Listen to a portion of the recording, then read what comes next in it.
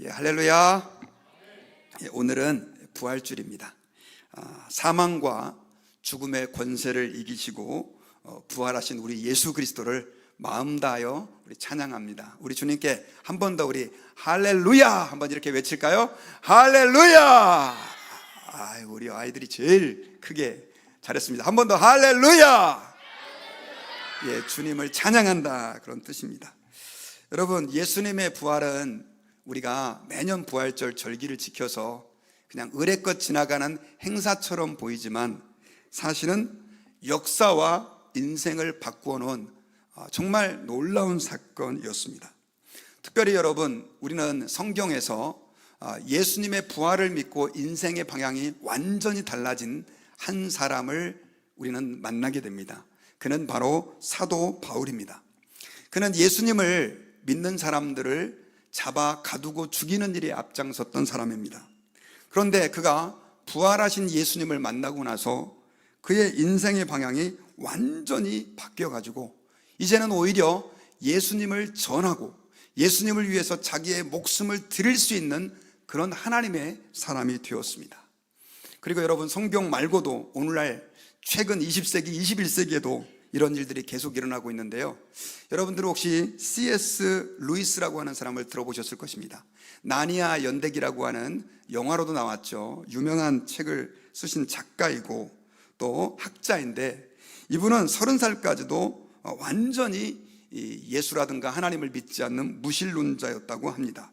그런데 30대 초반에 그가 예수 그리스도, 부활하신 예수 그리스도를 믿게 되고 그리고 나서 그의 인생이 바뀌게 됐는데, 지금도 여러분 20세기에 21세기까지 통틀어서 그의 저술을 통틀어서 가장 영향력 있는 기독교 변증가 중에 한 사람이 되었고요. 문학과 철학, 과학까지 수많은 영향력을 행사하고 있는 사람이 되었다고 합니다. 얼마나 놀라운지 모릅니다. 그리고 이 프랜시스 콜린스라고 하는 사람이 있는데, 이 사람은 세계적인 생물학자입니다. 그리고 이 사람은 유전학 교수로 계시던 분인데, 이 사람은 수많은 유전병이 유전자 문제 때문에 생겼다라고 하는 것을 찾아내서 유전공학에 있어서 엄청난 기여를 한 사람인데, 그리고 여러분 혹시 그 영어로는 지놈 프로젝트라고 그러고 한국말로는 게놈 프로젝트, 유전자 연구, 유전체 연구 사업이라고 하는데, 이거를 이끈 사람 가운데 한 사람입니다. 그런데 이 사람도 그저 신앙이라는 미신이다 라고 생각을 했는데, C.S. 루이스가 이 사람에게 자기 책을 하나 건넨 거예요. 그리고 나서 그 책을 읽고 나서 고민을 하게 됐고요. 그래부터 시작해서 2년 동안 고민을 하다가 우주의 복잡한 원리라든가 또 생명의 존재를 살아계신 하나님 안에 답이 있구나 하는 걸 발견하게 됐고요. 그리고 드디어 2019년에 바이올로거스 컨퍼런스에서 300명의 과학자, 철학자, 목회자들이 모인 자리에서 자기가 예수 그리스도를 구주로 영접했다라고 한 선언을 하고, 아주 짧은 생을 그 이후에 사셨지만 수많은 사람들에게 살아계신 하나님을 증거하는 도구가 되었다라고 하는 것입니다. 여러분, 예수 그리스도의 살아계심은 그저 역사 속에 한 페이지로만 남아있는 게 아니라 지금도 수많은 사람들의 삶 속에서 예수님은 사람들을 바꾸고 변화시켜 가고 있다라고 하는 것입니다. 예수님의 12제자도 마찬가지입니다. 그들은 예수님께서 십자가에서 잡힐 때까지만 해도 모든 소망을 잃어버리고 도망가고, 그리고 이제는 끝났다라고 생각을 했는데, 부활하신 예수님을 만나고 나서는 복음을 위해서 자기의 목숨을 순교의 제물로 바칠 정도까지 복음을 위해서 헌신한 사람이 되었다라고 하는 것입니다.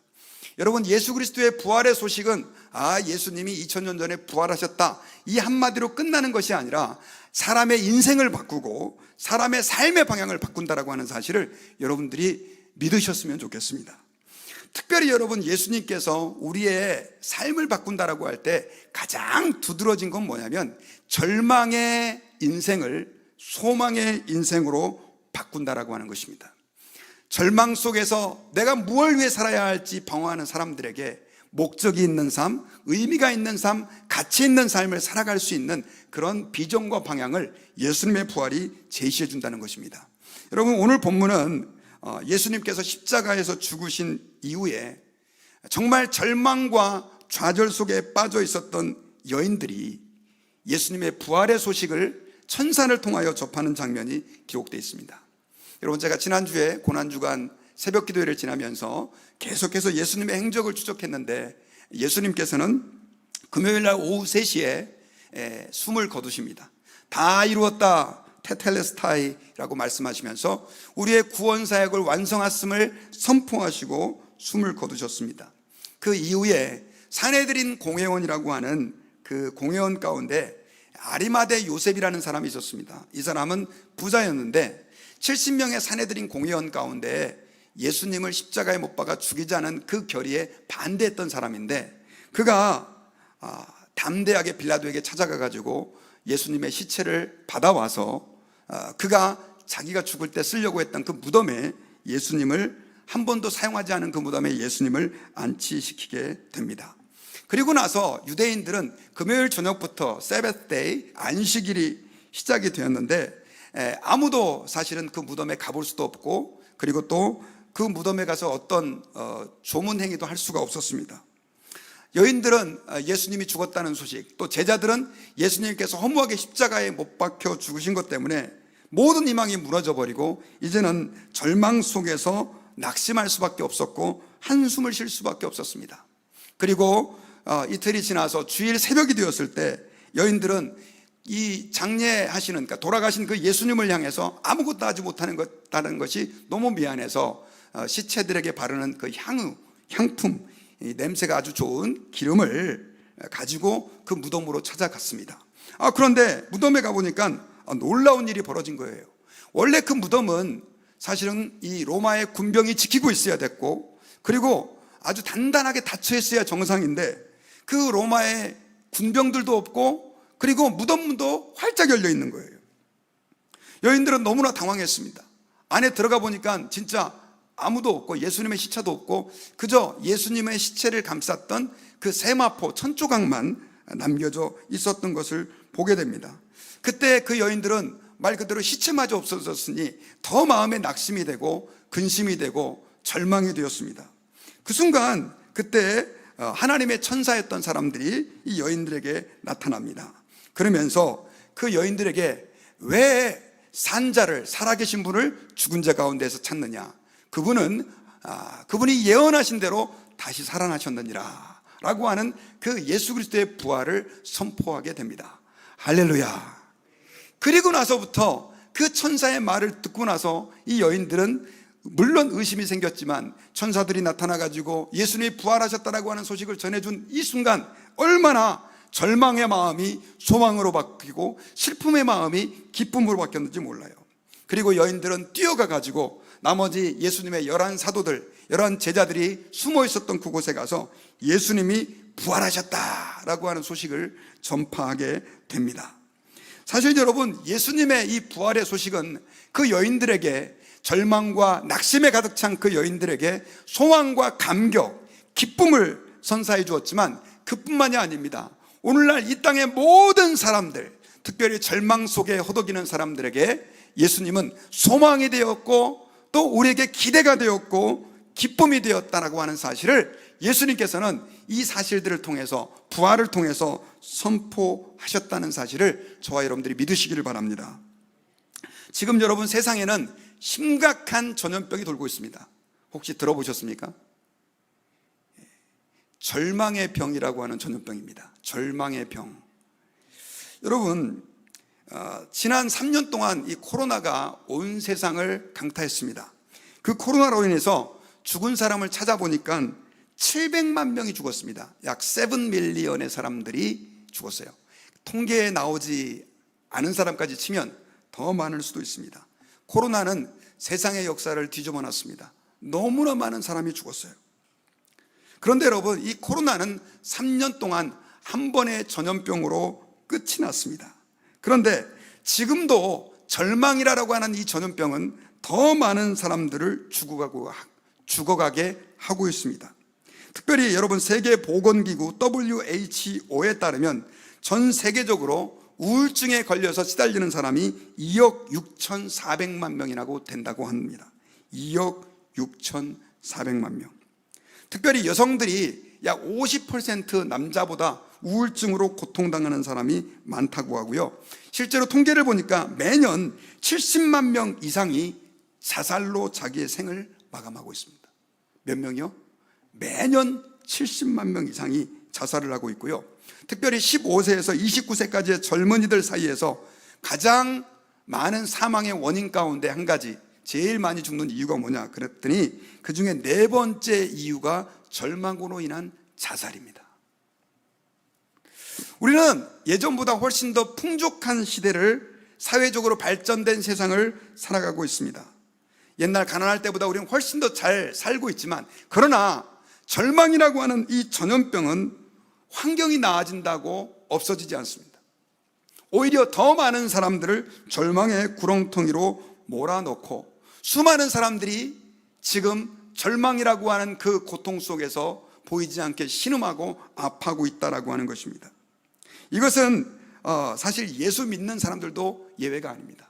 우리는 늘 매년 부활절을 지내지만 너무나 많은 사람들이 부활하신 예수님을 찬양하지만 여전히 그 마음 안에는 절망과 좌절 속에서 살아가는 사람들이 참 많이 있습니다. 여러분, 저는 부활절 절기 때마다 제가 어렸을 때 부활을 잘 믿지 못해서 늘 의심을 했던 사람 가운데 하나여가지고 성도들에게 이 부활이 왜 사실인지를 중심으로 늘 설교를 했습니다. 아마 여러분들 가운데 여러 번 그 설교를 들은 분들도 계실 것입니다. 그런데 여러분, 제가 뒤늦게 깨달은 것은 아무리 우리가 부활이 역사적인 사실이다라고 믿는다 할지라도 그것을 가지고 내 삶에서 소망으로, 하나님 앞에서 믿음으로 승화시키는 것은, 또 그렇게 살아가는 것은 내가 부활을 사실로 믿는 것과는 다르다라고 하는 것을 깨닫게 되었습니다. 실제로 예수님을 믿는 사람들 가운데도 죽지 못해 살아가고 삶의 현실 때문에 너무나 고통당해서 아이고 이 인생 언제 끝나나 이렇게 좌절 가운데서 살아가고 있는 사람들이 많이 있습니다. 저는 저와 여러분들께 선포드립니다. 예수님의 그 부활하신 소식이 그 여인들에게, 제자들에게 인생을 바꿀 놀랄 만한 소식이 됐던 것처럼, 특별히 방황하는 여러분들, 절망 속에서 신음하는 하나님의 자녀들에게 정말로 소망의 소식이 되고 기쁨의 소식이 되는 은혜가 있기를 주의 이름으로 축원합니다.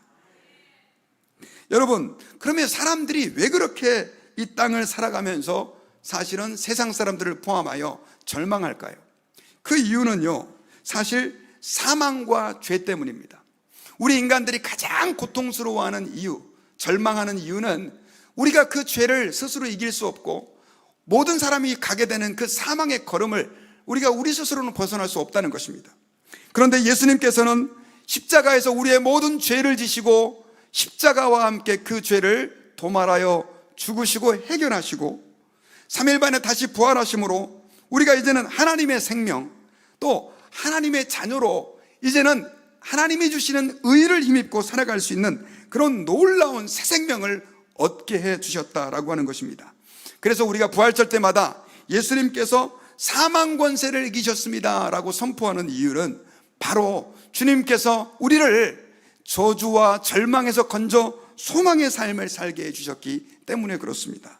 그래서 여러분, 예수님을 믿는 사람들, 예수 안에 있는 사람들은 더 이상 그 부활의 능력이 그 안에 있다고 한다면 좌절과 혼란 속에서 방황하지 않아도 된다는 것입니다. 여러분, 저는 어렸을 때 교회를 다니지 않았었습니다. 특별히 저는 중학교 때 사춘기가 찾아왔었는데 그때 제가 참 노래를 많이 좋아했습니다. 근데 지금 생각해 보니까 참 되게 이상했었는데, 제가 좋아했던 노래가 어떤 노래였냐면 제일 좋아했던 노래가 장송곡이라고 하는 노래입니다. 혹시 아세요? 장송곡, 사람 죽을 때 부르는 노래 있잖아요. 그 노래가 떠나는 우리님 편히 가소서 뭐 이런 노래였었어요. 그리고 여러분들 산울림이라고 하는 가수 아시죠? 그분이 그 세 명이 멤버였는데 그 가운데 한 사람이 김창완 씨가 멤버로 있었던, 그분들이 부른 노래 중에 독백이라는 노래가 있었습니다. 어두운 거리를 나홀로 걷다가 밤하늘 보아소, 이런 노래들을 제가 엄청 좋아했던 것 같아요. 그리고 지금 생각해 보니까 어렸을 때 인생에 대한 생각은 사춘기 때 하게 되면서부터 내가 뭘 위해 살아야 되는지, 그리고 어디로 가야 되는지를 잘 모르다 보니까 정처 없이 거리를 2시간, 3시간씩 막 배워하는 게 일주일에 몇 번씩 있었습니다. 노래를 부르면서 도대체 인생은 뭐야? 그런 고민을 했던 기억이 납니다. 그런데 고등학교 때부터 제가 교회를 다니게 되면서부터 복음을 통해서 예수님이 저를 사랑한다는 것, 나의 모든 약함을 대신 지고 십자가에서 죽으시고 부활하셨다는 사실을 깨닫게 됐습니다. 그리고 예수님을 제 인격의, 제 삶의 구주로 받아들이고 나서 저의 인생은 그때부터 목적이 있는 삶, 의미 있는 삶, 내가 무엇을 위해 살아야 될지를 발견하고요, 제 인생 자체가 절망에서 소망으로 바뀌어졌습니다. 그래서 처음에는 선생님이 되려고 하다가 하나님께서 그 선생님이 되는 것보다는 목회자가 돼서 복음을 증거하라는 감동을 주셔가지고 목사까지 되었습니다. 여러분, 저는 목사라는 직업이 이렇게 여러분들보다 더 낫다 이렇게 생각하지 않습니다. 그러나 저는 너무 감사한 것이 예수 그리스도를 만나고 저의 절망적인 인생이 소망의 삶으로 바뀌어졌다는 것입니다. 저는 저와 여러분들, 우리 여기 모신 모든 성도들에게, 그리고 또 여러분들의 주변에 있는 분들에게 예수 그리스도의 이 부활의 소식이, 예수님이 그냥 부활하셨대, 계란 하나 맛있게 드셔, 이렇게 끝나는 게 아니라 정말로 절망적인 인생, 방황하는 인생이 의미 있고 목적이 있는 인생으로 바뀌어지는 그런 축복이 있으시기를 주의 이름으로 축원합니다. 자, 그러려고 한다면 오늘 본문을 통해서 어떻게 해야 되느냐, 어떻게 우리의 절망적인 인생이 소망의 인생으로 바뀌어야 되느냐, 먼저 우리는 잘못된 고정관념을 깨뜨려야 됩니다. 우리 누가복음 24장 5절을 같이 한번 읽어보도록 하겠습니다. 시작. 여자들이 두려워 얼굴을 땅에 대니 두 사람이 이르되 어찌하여 살아있는 자를 죽은 자 가운데서 찾느냐. 자, 천사 두 사람이 나타나가지고 그 여자들에게 이렇게 외칩니다. 어찌하여 살아있는 자를 죽은 자 가운데서 찾느냐. 사실 이 천사의 질문은 예수님은 살아나서 여기 안 계시다라고 하는 것이지만, 어찌하여 살아있는 자를 죽은 자 가운데서 찾느냐라고 질문하면서 그 여인에게 또한 이렇게 간접적으로 말씀을 하고 있는 거예요. 예수님은 살아나셨는데 너희들은 왜 계속 예수님이 죽었다고 생각하느냐. 너희들의 생각을 바꿔라 라고 주님께서 그 여인들을 향해서 천사를 통해서 말씀하고 있는 것입니다. 사실 여러분, 여인들은 예수님의 죽음과 함께 이제는 모든 것이 끝났다고 생각을 했고 깊은 슬픔에 사로잡힐 수밖에 없었습니다. 여러분, 우리 인간들이 절망하는 이유는 바로 그것입니다. 우리가 어떤 어려움들을 겪었을 때, 또 문제를 만났을 때 많은 사람들은 이렇게 생각을 하죠. 나는 여기서 끝이야, 내 인생은 이렇게 될 수밖에 없어 라고 비참하게 자기의 현실을 받아들인다라고 하는 것입니다. 여러분, 예수 그리스도의 부활은 사람들이 도저히 이건 극복할 수 없는 것이야 라고 말하는 죽음의, 사망의 권세를 예수님께서 극복하셨다는 거예요. 그렇다고 한다면 여러분, 우리가 부활하신 예수님을 믿는다고 할 때 우리 삶 가운데 드리워져 있는 이 그늘들, 또 문제들, 또 아픔들, 고통들, 이것들이 예수 그리스도 안에서 극복될 수 있을까요, 없을까요? 당연히 예수 그리스도 안에서 극복될 수 있다는 사실을 저와 여러분들이 받아들이고 믿으실 수 있기를 주의 이름으로 부탁드립니다. 어떤 분들은, 가정에서 고통을 겪는 분들은 나의 가정의 삶은 늘 이렇게 고통스러울 수밖에 없어, 나는 평생 이렇게 비참하게 살아갈 수밖에 없을 거야, 나는 직장에서 매일매일 사는 것이 너무너무 절망이야, 퇴직할 때까지 내 인생은 이렇게밖에 안 되는 거야 라고 생각하는 사람들이 있어요. 여러분, 그 외에도 우리는 교회에서, 가정에서, 직장에서 말 그대로 믿음 안에서 받아들여서는, 그리스도인들이 받아들여서는 안 되는 잘못된 고정관념과 선입견을 가지고 살아가는 사람이 있습니다. 여러분, 예수 그리스도의 부활은 죄와 또 그 저주로부터 죽을 수밖에 없었던 우리 인생을 믿음으로 이제는 의로운 하나님의 자녀가 되게 해주시는 그런 엄청난 변화를 일으켰습니다. 주님께서는 또한 저와 여러분들의 삶 가운데 드리워져 있는 이 고통의 그늘, 또 아픔들, 그 절망들을 바꾸어서 하나님 앞에 감사가 되게 해주실 것을 여러분들이 믿으시기를 주의 이름으로 축원합니다. 다윗은 너무나 많은 고통이 있었습니다. 그는 수많은 아픔들이 있었어요. 그런데 그는 시편 30편 11절에서 이렇게 그는 고백을 합니다. 우리 같이 한번 큰 소리로 한번 읽어봤으면 좋겠습니다. 시작. 주께서 나의 슬픔을 변하여 춤이 되게 하시며 나의 베옷을 벗기고 기쁨으로 띄우셨나이다. 할렐루야. 우리 옆에 있는 분들에게요, 주님께서 당신의 고통을 기쁨으로 바꾸실 것입니다. 우리 이렇게 한번 격려해 주시고 선포하십시다.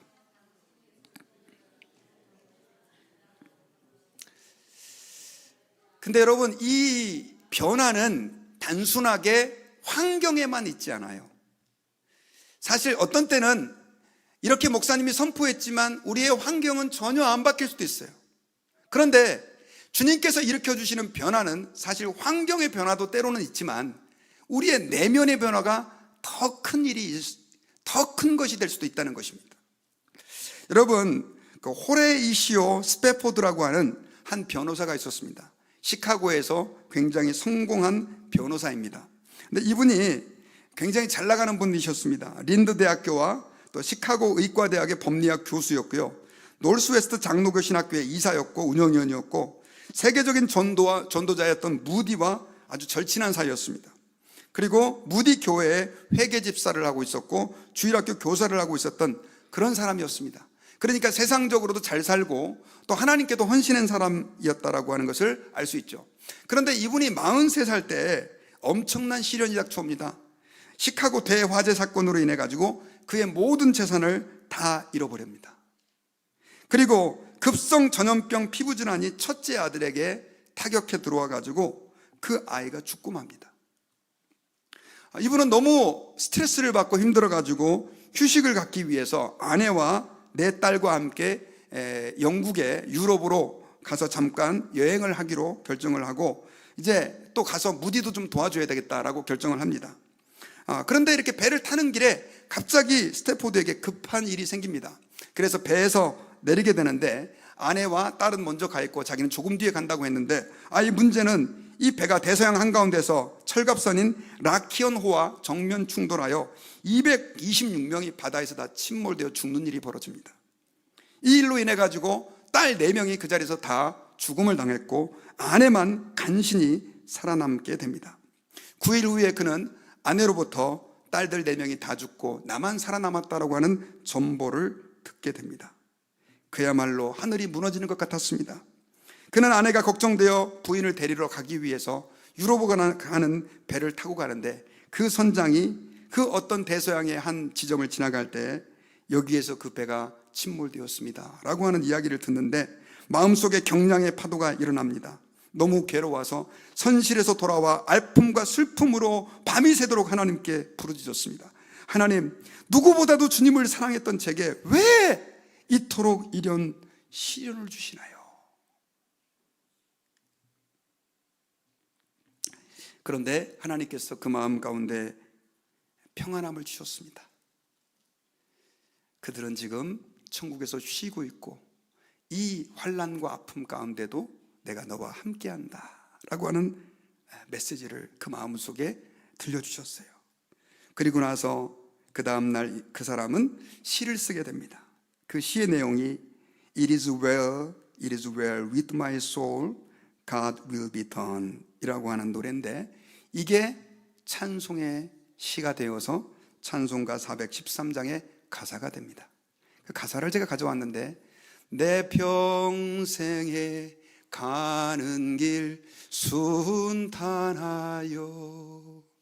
늘 잔잔한 강 같은지 큰 풍파로 무섭고 어렵든지 나의 영혼은 늘 편하다.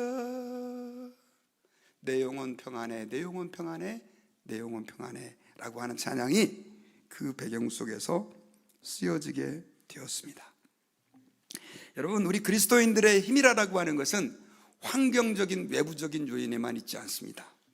어떤 시련이 닥쳐온다 할지라도 부활의 주님, 소망의 주님이 우리와 함께 하실 때 저와 여러분들은 더 이상 고통 중에서 낭망하지 않고 하나님 앞에서 승리할 수 있는 삶, 또 모든 환경을 극복할 수 있는 믿음을 가질 수 있게 된다는 사실을 여러분들이 믿고 받아들이실 수 있기를 주의 이름으로 축원합니다.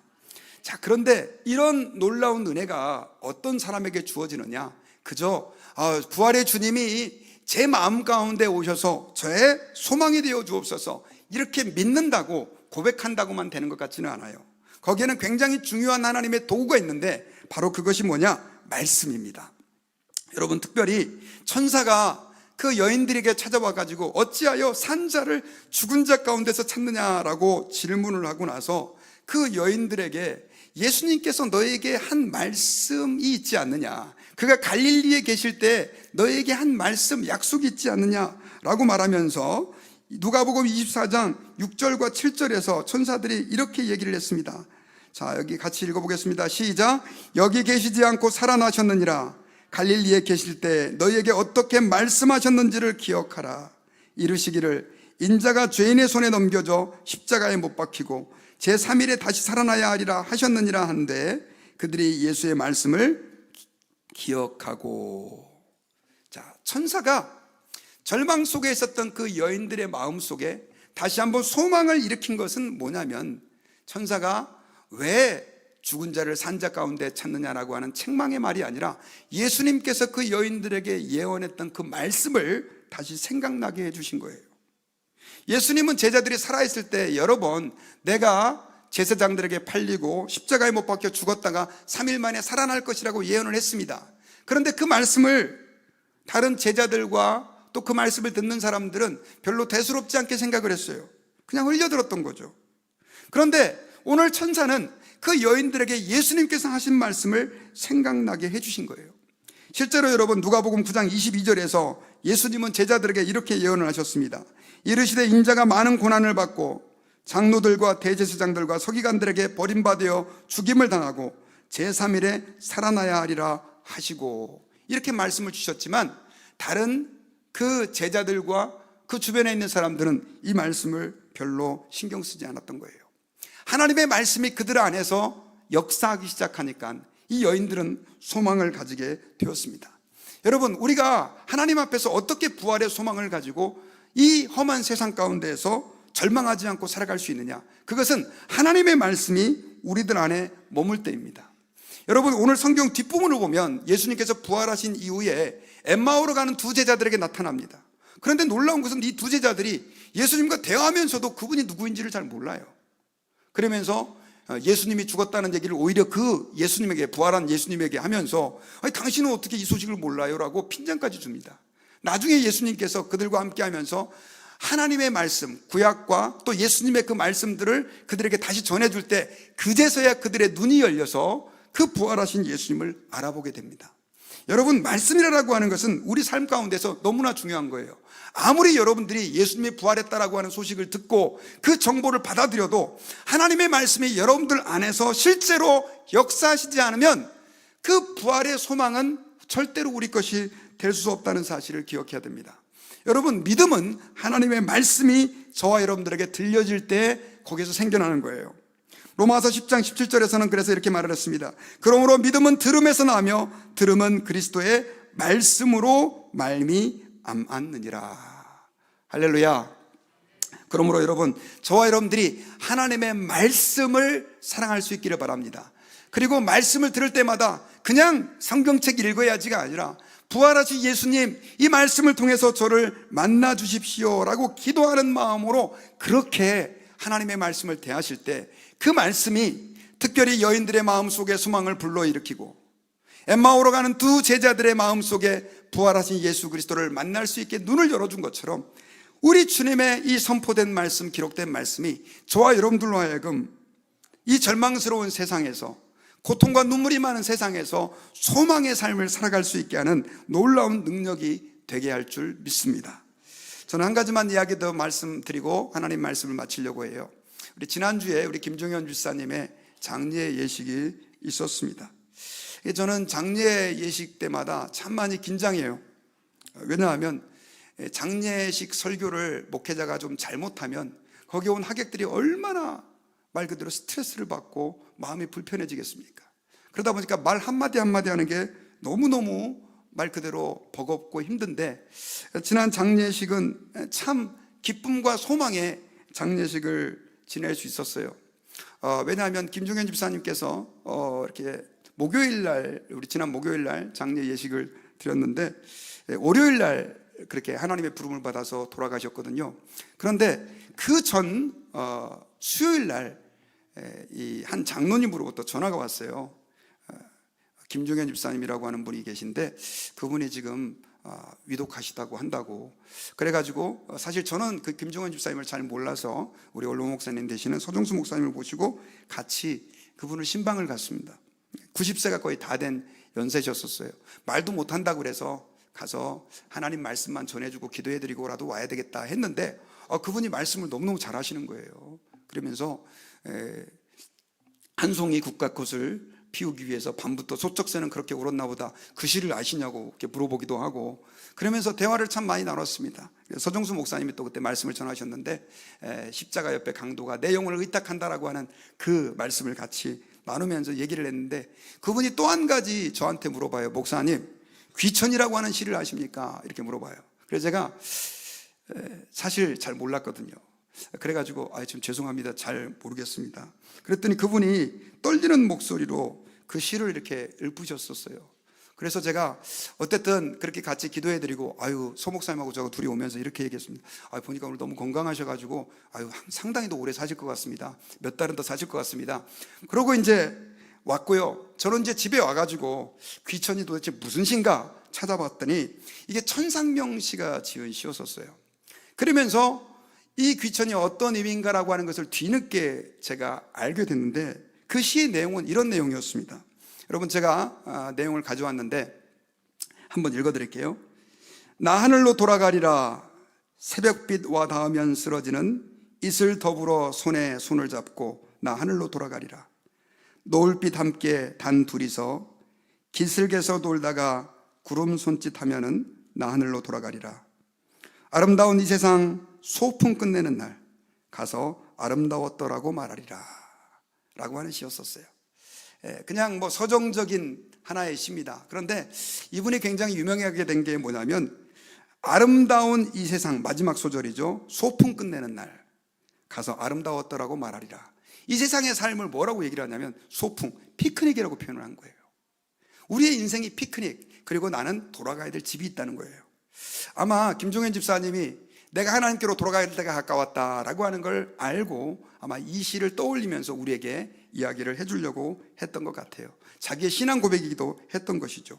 그런데 제가 이 시가 보통 시가 아니라는 걸 알게 됐습니다. 왜냐하면 집에 와가지고 이 시가 어떤 시인가라고 하는 걸 찾아봤는데, 천상명 씨가 어떤 삶을 살았는지를 알고는 제가 너무너무 가슴이 저며왔습니다.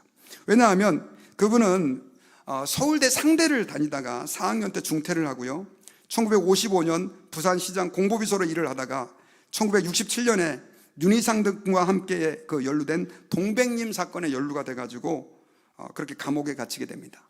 근데 이분이 감옥에 갇혀가지고 엄청나게 고문을 당하는데, 특별히 전기 고문을 당해가지고 몸이 다 망가진 상태로 결국은 선고유예를 받고 풀려나게 됩니다. 이분은 이 고문으로 인해 가지고 아이를 가질 수도 없는 몸이 됐고, 손발 돌림이 불편해지고 침이 자꾸 흘러나와 입도 어누러지고 비뚤어졌어요. 자, 그분 사진을 좀 갖고 왔거든요. 얼마나 많은 후유증으로 그분은 고통스러운 가난한 삶을 살았는지 모릅니다. 그런데 그분이 나의 삶은 한편의 아름다운 피크닉이었다, 소풍이었다라고 고백을 하는 거예요. 알고 봤더니 이분은 연동교회를 출석하셨어요. 믿음 안에서 하셨던 분이세요. 여러분, 저는 저와 여러분들이 이 땅의 삶을 살아갈 때, 아까 제가 앞에서 얘기했던 스태포드도 그렇고요, 또 여인들, 제자들, 사도 바울의 삶도 그렇고, 복음이다라고 하는 것은 하나의 교리를 깨닫는 것이 아닙니다. 저와 여러분들의 삶 가운데 실제적인 절망을 소망으로 바꿔주는 능력이 있다는 것을 믿으시기를 바랍니다. 고통스러운 이 세상이라 할지라도 나의 인생은 아름다웠다, 소풍이었다라고 고백했던 그 천상명 시인의 고백처럼, 우리가 예수 그리스도, 부활하신 예수 그리스도를 붙잡고 있다고 한다면 우리의 인생은 결코 슬픈 인생이 아니라는 것이죠.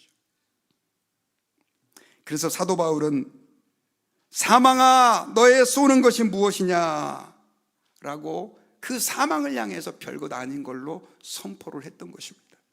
예수 믿는 사람들은 그래서요 놀라운 사람들인 거예요. 왜냐하면 이 세상의 그 어떤 풍파에도 넘어지거나 쓰러지지 않을 뿐 아니라 심지어 죽음의 위협 앞에서도 굴하지 않는 담대한 하나님의 백성이 될 수 있기 때문에 그렇습니다. 저는 오늘 저와 여러분들에게 이 부활의 생명 되시는 예수 그리스도의 능력이 임하시기를 주의 이름으로 축원합니다. 죄책감으로 억눌려 있던 분들이 십자가에서 우리 모든 죄를 용서해 주신 그 예수 그리스도의 의로움으로 진리를 알지니 진리가 너희를 자유케 하리라라고 하신 이 자유함이 있으시기를 주의 이름으로 축원합니다. 사망의 음침한 골짜기와 죽음의 위협이 있다 할지라도 예수님 한 분이면 내가 능히 이길 수 있다라고 고백하는 그런 신앙 고백이 저와 여러분들에게 있으시기를 주의 이름으로 축원합니다.